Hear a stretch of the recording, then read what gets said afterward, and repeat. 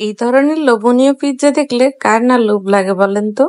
Hello everyone, আসসালামু আলাইকুম। Jamal and মিলিস blog থেকে আমরা হাজির হয়ে গেছি আজকে আপনাদের জন্য নতুন আরেকটি ব্লগ নিয়ে। আজকে আমরা এসেছি আমাদের ফেনীতে নতুন একটা রেস্টুরেন্ট উদ্বোধন হয়েছে, যার নাম হচ্ছে স্যাফরন। তো আজকে আমরা স্যাফরন রেস্টুরেন্টে আসছি। দেখি এখানে কেমন লাগলো। আমরা আসার পরে তারা আমাদেরকে একটা ওয়েলকাম ড্রিঙ্ক দিল।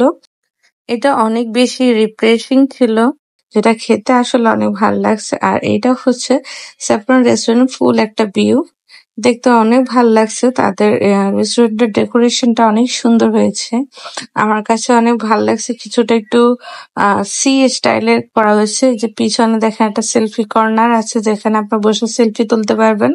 তারপর তাদের একটা কফি স্টেশন আছে, এই যে এটা তাদের কফি স্টেশন, এখানে অর্ডার দিয়ে আপনি কফি বানায় নিতে পারেন। এরপর ভিতরে আর একটা পোর্শন আছে যেখানে পার্টি টাটির জন্য আপনারা চাইলে বুকিং নিতে পারেন।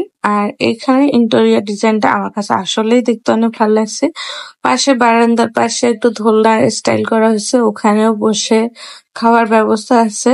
অল ওভার তাদের রেস্টুরেন্টের ভিউটা আমার কাছে খুব ভালো লেগেছে। আর এখন আমরা অর্ডার দিয়ে দিয়েছিলাম ফ্রেঞ্চ ফ্রাই, তারপরে সাথে পিৎজা আর ক্রিসপি চিকেন, তারপর আমরা লাচ্ছি অর্ডার করেছিলাম। তো আমার কাছে তাদের খাবারগুলো খুব ভালো লেগেছে, আর তাদের পরিবেশনটা অনেক সুন্দর ছিল।